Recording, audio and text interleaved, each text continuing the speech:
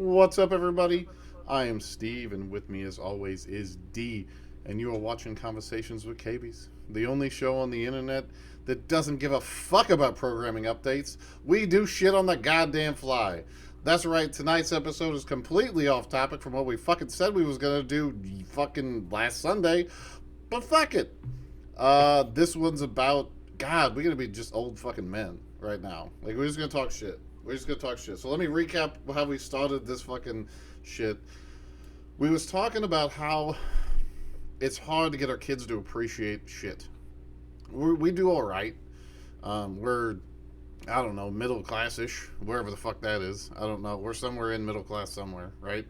We do okay. We're not poor. We know where meals are coming from, and we can buy shit, right? Like most fucking people, right? And our kids get shit, toys, electronics. They got a tablet. My kids don't have phones. I don't give my kid a phone or nothing like that, but they got a little tablet. We got game consoles, shit like that. Kids don't appreciate jack shit, and how we get them to appreciate it. And what was your first point, D? You had one. You had one right off the jump. What was your first point? Why is that? Why is that? Well, the whole catalyst of this conversation, just to give you guys a little backstory, it was I'm frustrated with my son because he lost a cheap little $20 ching ching made in China, knockoff smartwatch. It's nothing fancy. He's 6. He doesn't need a $200 Fitbit or anything. We're not. That's not what we're Right. going for. What did it do? It said time, and you could put like a little message on it and shit, right? And maybe counted steps or some shit, right? Yeah, counted steps, Yeah. took the time and date, and there Fucking you go. digital pedometer with the time on the motherfucker. Right. We're not talking about anything fucking fancy here. Right, because he's 6. Just to let you know, Right. he's 6. He's 6. Um, so, anyways, he's had it for 4 days and comes home off the bus today, and it's gone. He's got he managed to keep the strap, but he lost the actual inner watch electronic mechanism. There's just the Oh, cherry on that shit right, Sunday for you. right. How the fuck But are you gonna keep the goddamn fucking bracelet to the fucking thing that's annoying as shit and not keep the electronic motherfucker? What? Oh, so that's when you just pat him on the head and like, what the fuck? uh, What are you doing? but that was the catalyst for us getting onto this topic. So I guess in a roundabout way, I apologize, people, for us getting off of our scheduled programming update thing. So, but anyways, here we go. We're going with it. We're doing it live. Here we go. Sometimes, motherfucker, we just gotta say fuck it. We're doing it live, and we do the shit that we're talking about because that's what this is about. It's just a conversation. That's what it So is. yeah, what for me, I got to go back to my childhood a little bit and try to remember. First of all, just to preface this too, and kind of give you guys a backstory on my childhood, it was very not what we have in my son's case. He's well provided for. We're not rich by any means, but we're also not poor by any means. We do just enough to get by and have a little bit of comfort in our lives and enjoy it. Um, and he hasn't really had to experience the same thing as Steve and I did as a growing up. We didn't have to listen to our parents complain about trying to make bills this month or pay off a credit card, or well, if we don't get that car payment in, they're going to repo the car or anything like that. We That was our childhood, all day, every day. Knowing about And money, knowing about not having money, knowing you couldn't afford shit, knowing that you may not have food and shit, just bad stuff. But shit that nobody as a human should have to deal with, right? That's why we'll get to that in a minute, but continue. We'll get to the whys in so a minute. so I think that has a lot to do with, maybe not, I wouldn't say our success, but our just understanding of financial responsibility. And we weren't always financially responsible. It was a hard lesson learned, but learned at a young age, to where when we were in adulthood, we were pretty much ready. Right. And those lessons, those strife that you go through as a young kid, watching your parents struggle, you know definitely living less than paycheck to paycheck. um it instills the value of what money is, what things cost, the real value of them. And I'm not saying, I don't mean that in like a materialistic way, like you should highly value your possessions and that's what life's about. That's not what I mean. I just mean general respect and responsibility for I know things you how much a gallon of milk costs. No 6-year-old or 5-year-old should know how much a gallon of milk costs, really. Like, you know what I mean? I knew how much a gallon of milk cost because could we afford it that week or not? I don't right. know. And Two when two you have fifty. to be when you have to be 8 or 9 years old and you're like, God damn, milk is up to $3 and something a Right. gallon. What happened? Right. When you talking shit on the prices of the produce and shit with your parents, because fuck, we all in this together. We're all broke as shit. Like, fuck you. I wanted that cheese, you bastard. And Wick was, you didn't have Wick. You were the only kid, but Wick was wonderful. Wick, you got free Yeah. shit because your parents had another kid. So I'm one of 5. I'm the next to youngest, but Wick was cool. But no, it's Strife. It is Strife, and they don't understand that. And it's not just the monetary how much shit costs. It's the monetary. Right now we have a card. That's it. That's all we fucking have. This thing that gives no reflection upon how much maximum we have in the bank, or how much we're actually spending. Like when your parents had got paid that week, you went to the store and saw the money come out of their wallet in cash. You saw that. So you saw it dwindling as you went to the gas station, as you went to McDonald's because you wanted fast food that week, and fast food was a treat because we fucking couldn't afford it all the time. It was like ham and beans and fucking meatloafs and shit that goes a long fucking way. You know, You could stretch that out. right? And Strife. It's not being attached to the monetary system. It's a way for I think it's probably most definitely a part of capitalism and potentially a design mechanism to make you feel more spendy. Like it's easier for you to spend for us to spend, to get into debt, to get into credit card debt, to have higher interest rates, to keep paying people off. Now it's not a matter of going bankrupt so much anymore or living paycheck to paycheck like it was because credit's so available. They don't want people to fucking like they don't want people to have to be in that situation because then people in that situation get even more successful and that's where they get competition and they don't want competition. So they've enhanced credit so you get more credit so you can buy more shit so you can stay happy in the shit that you're in, paying off the shit that you didn't need in the first place. It's a vicious fucking cycle of capitalism. Capitalism and consumerism. Just can keep consuming, keep buying. As long as there's a new product coming out, buy it. Get it. It's the hotness. It's new hotness. Now I like tech. Obviously, I mean we're nerds. We like shit. But I also want to not go in a naive little. enough to not know that shit. But yeah, go in on whatever. I want to go in on what you were mentioning with you didn't see your parents pulling the money out of their wallet or out of their purse. Right. We don't see that today, but we did as kids, and I think that you can take that even a step further. Is that you and our parents were not the type that had money that usually will get deposited straight to the bank. Like it wasn't direct deposited. It was no, we're going to cash the check. We're going to take it somewhere. We're going to cash the check. We're going to get the cash that day. And that's the cash that we have to live off of until the next paycheck. I didn't know about direct deposit till I was 15 and a half and had my own job when I got my first job at Taco Bell. Right. And they told you, direct deposit. It's where either your paycheck goes right into your bank account. And we're like, oh, shit. Wait a what? minute. What is this? And that's the first way of getting into plastic. Now, was that a choice by our parents to try to not get mixed in with the system?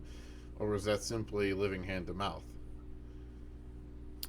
There could be a little bit of the first part in there, but I think it was really just hard times, and plus, Right. your parents had it extra hard. You was 5 of y'all, Right?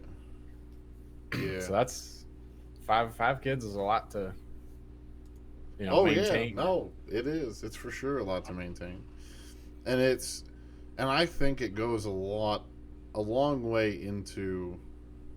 I mean, I'm gonna sound way old fogey here and be a boomer. Like I'm gonna totally be a boomer. So call me one if you want to. I guess I'm not a boomer. I'm not in that genre. I'm No, not a millennial definitely either, not. so I don't know what the fuck I am really. But mhm. Technically, they Yeah, call us Zennials.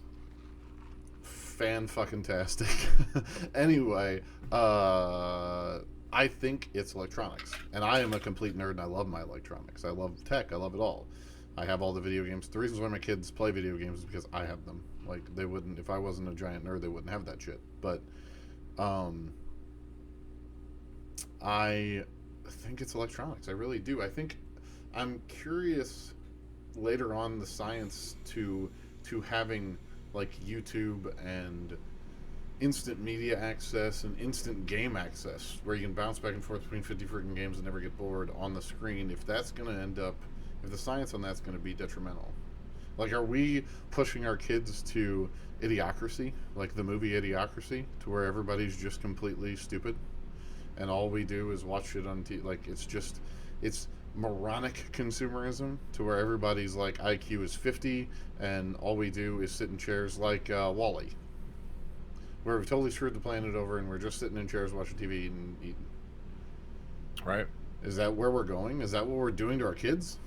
Putting them on electronics? Like, are their brains not ready for that yet? And we're doing something detrimental to the development of their brain by having them on that.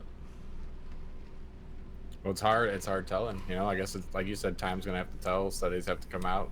Science has to be proven. But it is one of those things you got to worry about because it's an incredibly useful educational tool. Having this instant connection and having this, direct access to getting your questions answered and curiosities being, you know, also answered and getting the information you seek.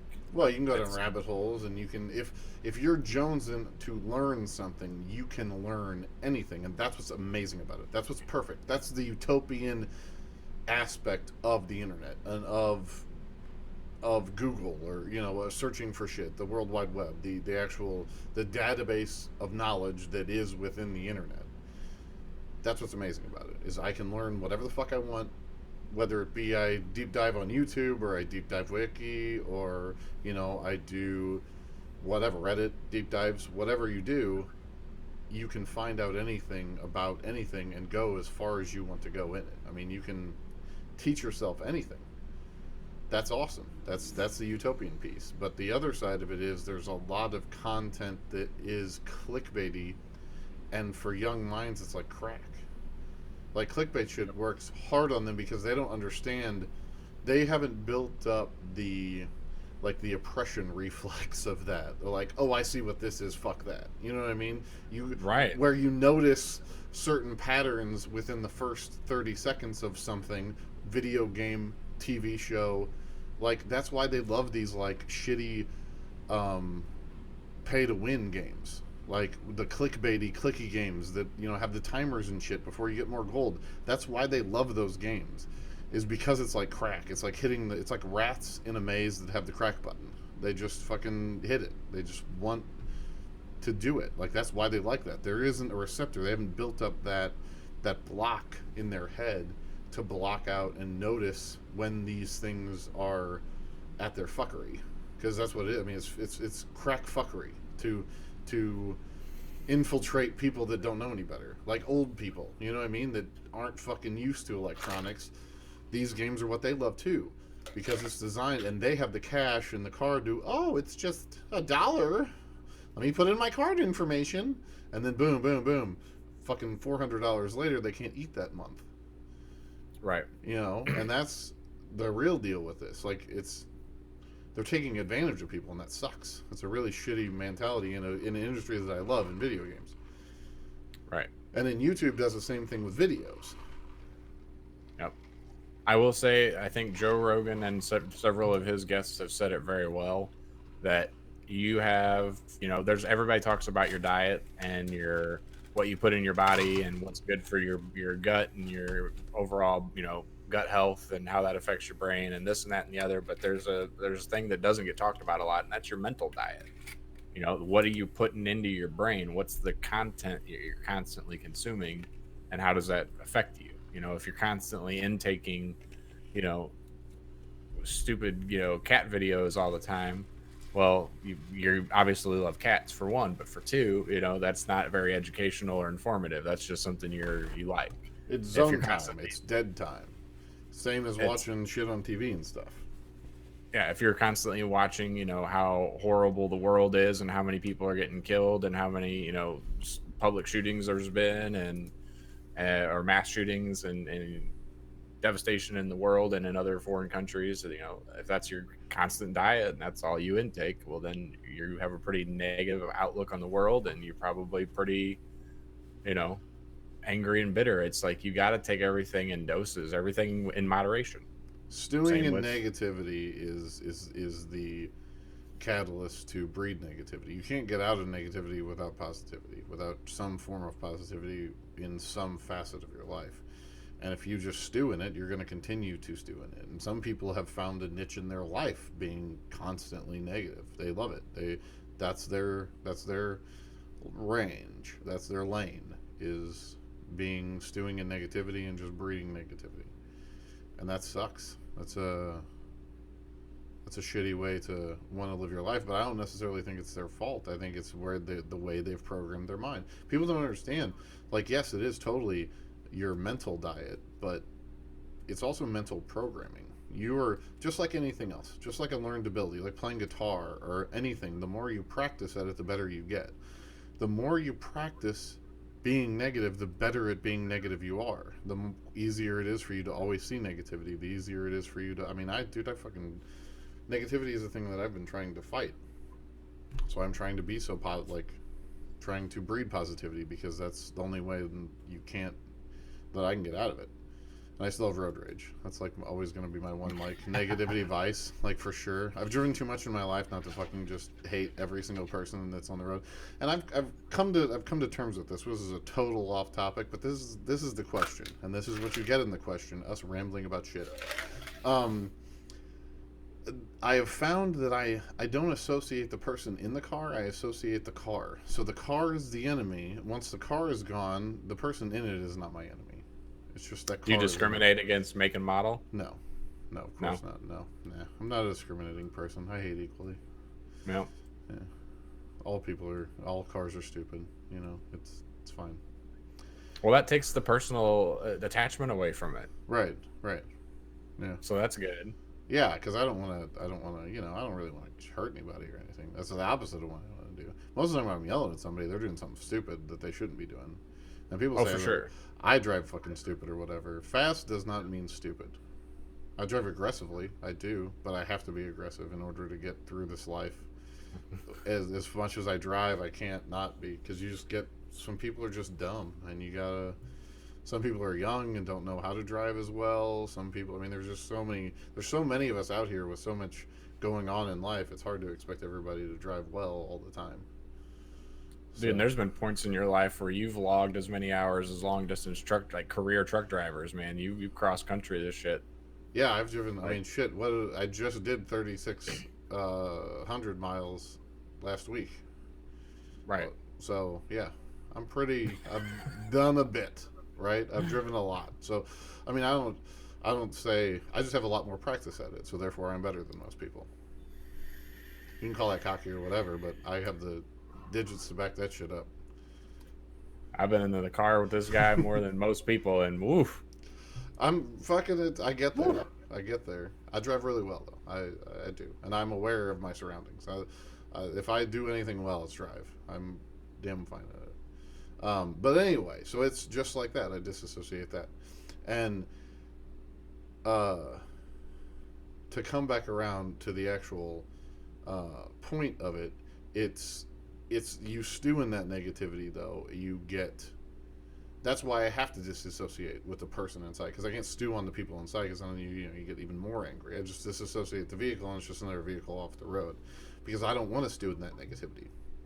Because if you do, you get used to it, you get better at it, and then it feels bad to be happy to those people that are in this place that have carved out that lane in negativity. It feels bad to be happy. So it's just negativity feels good. It's comfy. It's where I've been.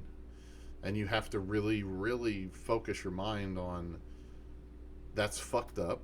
I shouldn't do that. There's a lot cooler things in this life. Let me be happy, and train your mind again to get rid of those blockers that you build up in your head. I mean, it's totally a mental diet. It is totally a conscious thing that we don't think about. I mean, nobody thinks about, like, we work out. People work out. You get on this fitness routine. You're like, yes, I'm going to exercise my muscles. Well, I'm not exercising my mind. And my mind can do so many things. I need to exercise in positivity. I need to exercise in understanding my own emotions. I need to, there's so many things in your mind cognitively. I need to exercise my mind by doing like Sudoku or some other, engaging puzzle solving thing. Like, there's so many things you need to do with your mind that nobody talks about that shit. Nobody talks about that shit. And you need the good stimulation. Right. The good stuff, and we need to stop living in this negativity, and this negativity is all around us. I mean, that's what perpetuates most media. I don't know why negativity is a thing that is what we like crave or like engage in more than positivity. It's weird that we bandwagon around negativity. Like, we find that more interesting. There's been surveys done with it. That's why it's on TV. Like, that's why the ratings are high. Negativity breeds success, whereas positivity is not. Other than the Hallmark Channel at Christmas time. Well, and they're breeding that all season long. at least end of September to now. I mean, they be rocking that till the wheels fall off. Candace Cameron be doing all kinds of crazy movies up on there. And they're all the same. Every single one's the same. But it's positivity. And it sells. Like, it sells this time of year for sure. Right. But most of the time, I mean, your news, everything about the news is depressing shit. I don't watch the news. I haven't watched the news in years because I don't. Oh, yeah. I don't need to watch the news. I can get everything I care about. I can read articles online. I'd rather read it for myself, the facts of it, than have it dramatized by some news anchor. And absolutely. And it just, it's all depressing, and nobody picks out the good, and nobody picks out the hope. And that's, I mean, ultimately, guys, that's what I want to do with the show. I want to send the hope out. I want to show you guys cool shit, and try to, if I can make people happy, if we can make people happy with this in some way, better your life in some way, show you something cool that you haven't seen before. It's fucking it, man. That's what I want. I feel like this was a therapeutic episode because we started off the episode frustrated and upset about our kids not understanding the value of money and being responsible for their stuff, and yet we've managed to turn it around and turn it into a beacon of hope and positiveness. Well, let's come back around to that then. Let's come back around to that, and on the positive side of that, how maybe we can rectify this, because unfortunately, strife is what made us better. That's what you can say that. I mean, that's why we're successful. That's why we work hard, is because we had to work hard, and we know what shit is, so we appreciate the good more. None of our kids know what shit is at all. Like, right. Not a fucking bit. And I'm glad as fuck for that. I'm happy for that. Like, that's the goal as a parent, to make your kid at a young age not know the shit in the world, right? Basically, and not be a dick, and be a good parent. And I mean, if I'm a good driver, I'm a way better dad. Like, like, that's my goal in life, is to be a kick-ass dad, and I try real fucking hard at it. And I want my boys to be good boys. Like, I want my kids to fucking be men, be solid men, some people you can rely on, somebody that works their fucking ass off, because this life is hard, and to get anywhere in it, you gotta work your ass off. And it's tough, man. It's tough to fucking, like, teach them that shit and get the strife, get them to accept the strife without the scars. Right. Learn the lessons of strife without the scars. Yeah. I mean, we got deep scars. But those are, you are who you are right now because of them, right? And you don't want to give those to your kids. You never want to see your kid have those scars. Sure. But if that's what it takes, if that's what it takes to be successful, well, fuck. I'm not going to work my dick off to build this shit for you and then hand it over to you so you can fuck it up because I was too easy on you. You know what I mean? Like, that sucks. That's a shitty way to fucking have to live that. Right. Right. It's that's the thing is like, do you reach a point where you're almost compensating too much? You know, you Right. get to the point where like, I don't want my kids to go through the same things I did. I don't want them to experience the same struggles or pain or whatever it might be. So you protect them a certain amount, of course, as you do as a parent. But do you protect them too much? Do you shelter them too much? Are you you know pulling the curtain back too far? Do we need to let them experience a little bit more? Do we need to let them fail a little bit more? Do we need to let them, know what it's like to really go without? And I don't mean without the Basic necessities of needs. life, Right. Right. Right. but But those. but take away their fucking tablets. Like, I mean, my kids still don't have like their console back, their video game console back. They haven't earned it back yet. They haven't shown their respect for it. They haven't given a shit enough about the rest of their things, the rest of their toys. Um, there's certain things you can do to take it away. My kids do chores. All the normal things. My kids actually have to work for stuff. They don't have an allowance because I think that's stupid. Honestly, at this stage in life, I think it's dumb.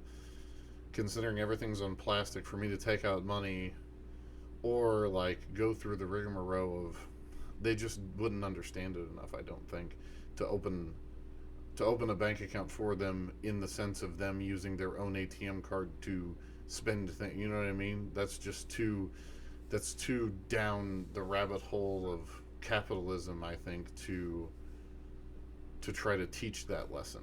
You know what I mean? There's a good lesson is an allowance lesson, and a good lesson is to do cash because it's an easy way for them to associate with the math that they're learning in school. The tangible. The tangible, yeah, it's easier. It makes more sense, right? Um, but it's a pain in the dick when we do everything on fucking card now. I mean, you don't pay for anything anymore. Now that McDonald's, and fast food and my gas station and Starbucks all take debit, what the fuck's the point of cash? What do I need that for?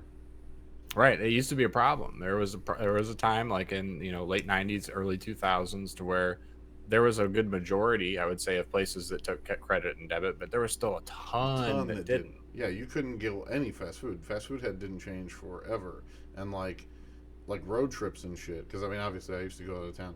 I was 10 years on the road doing internet installs, telecom installs, and shit. So I was all over the place, and not being able to grab food after I've driven 12 hours and I need to get to work on whatever the fuck job I'm on, getting a bite to eat in a town you don't fucking know, and having to have cash was a pain in the day. Like, it made your wallets bigger, so you had that fucking bulge in your back. Like, my ass hurt all the time. Like, that ass cheek, that fucking right ass cheek hurt all the fucking time. It's permanently indented for life. Right, you got a perma divot right in there from the fucking fat wallet you had to carry with fucking cash and a fucking card.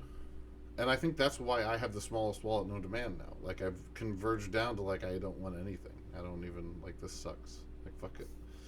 Yeah, I slimmed mine down. I got rid of every stupid rewards card I had, every fucking little punch card. I was like, I don't I care. don't I care. don't want any of this shit. I don't need, it's gotta go in my fucking pocket. It needs to be like, I don't even want to know it's there. It's in my pocket. I have 6 cards, and sometimes I carry like a 20 in there. That's Right. it. A Six little cards cash. and a 20. Yeah, a little cash. Right. But so, yeah, it was a big problem back in the day that they didn't take, everything. But now that everybody does, it's a pain in the dick to carry cash, right? So it's hard to teach the kid that monetary value with the allowance. But so I don't really do it. I kind of just have a figure in my head of how much money they have, and I kind of let them know, okay, this is the dollar amount you have. Now let's look at the product that you want, and we'll associate that with the monetary aspect of it. And I give them kind of the allowance, like as if I'm the bank, basically holding their shit. You know what I mean? And it works really well for that stuff because like that's how my son has a 2DS. That's how he bought it. Was birthday money and um, allowance and shit. And I didn't buy it. He did. So if he breaks it, that's on him. And this one's admittedly lasted longer than the one he got from Santa. Admittedly, the one they got from Santa dropped because of a massive accident at a situation. It wasn't like negligence necessarily on his part, It was an unfortunate series of events, but again, that's life. Those things happen. You know what I mean? When you're out playing around, things like that happen. So it's I find that easier, but it's not enough. I don't think it's enough. I think it's still we're too ingrained in this digital consumerism age to get the benefit of the old school ways that we were taught, capitalism and how to manage your money and shit. Like our version of consumerism from when we grew up. Yeah, It's hard to it's convey definitely that. changed. Totally changed. Definitely changed. And like you said, that was a great way to, I think in a nutshell, I think that's the best way to describe it. It's like being under 10 years old and having to know what the price of milk was and how that was going to impact your week or your day Right. or your month even. Breakfast is gonna suck ass because I got water in my Cheerios now. Like that was, if you wanted either that or I didn't put any in it. You know what I mean? I'm just eating it out the box. Right. Or you get that last little swish there in the bottom of the Right. gallon and you're like, well, I can add some water to that. And it's Right. Shake it skim up. milk. It's 0.5% now. Yeah. I mean, and the fact that just everything. Knowing the people you knew, seeing people that were poorer than you, which was if they were poorer than you, they were bad off. Like it was a bad day, like shit. I mean, ultimately, I was never not fed. You know what I mean? Like we had a roof over our head, we was fed.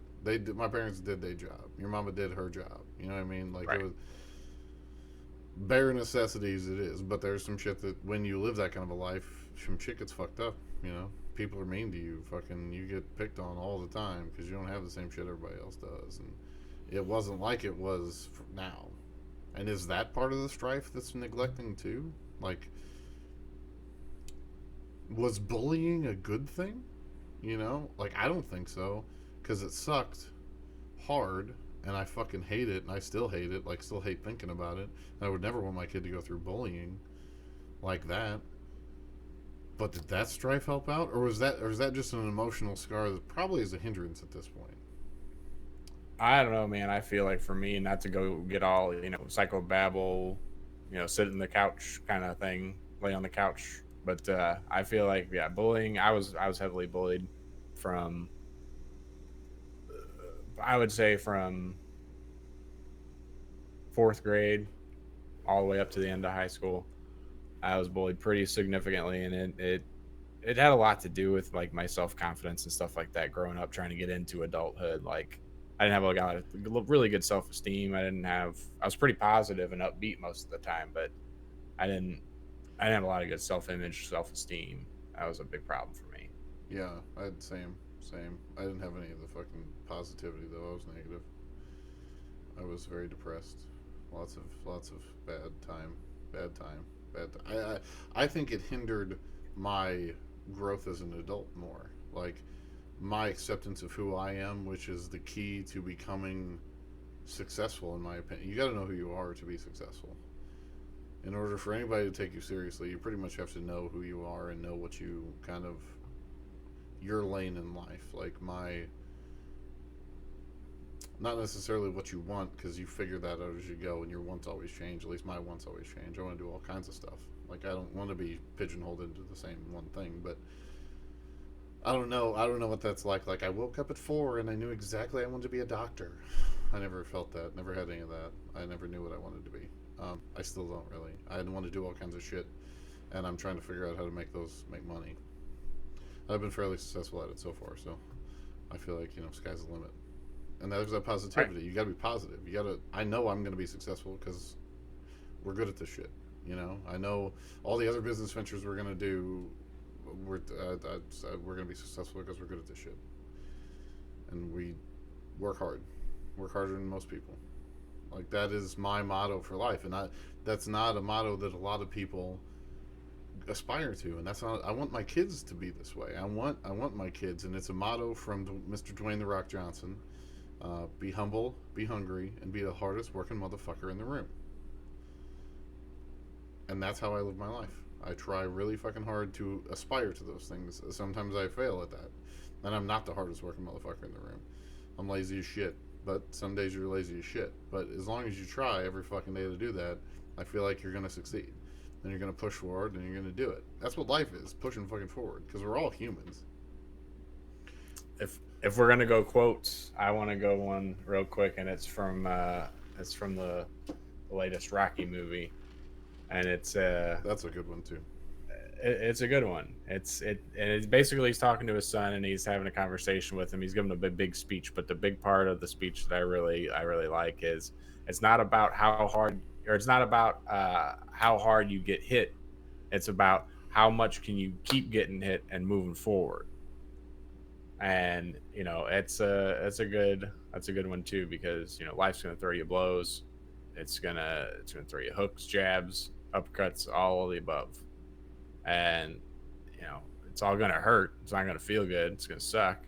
But how many of those blows can you take and still make progress, still move forward, still keep digging your heels in, and Because that's how winning gets done. To end the quote. that's right. That's how To, winning is. to end the quote. That's how That's winning right. is I done. forgot that.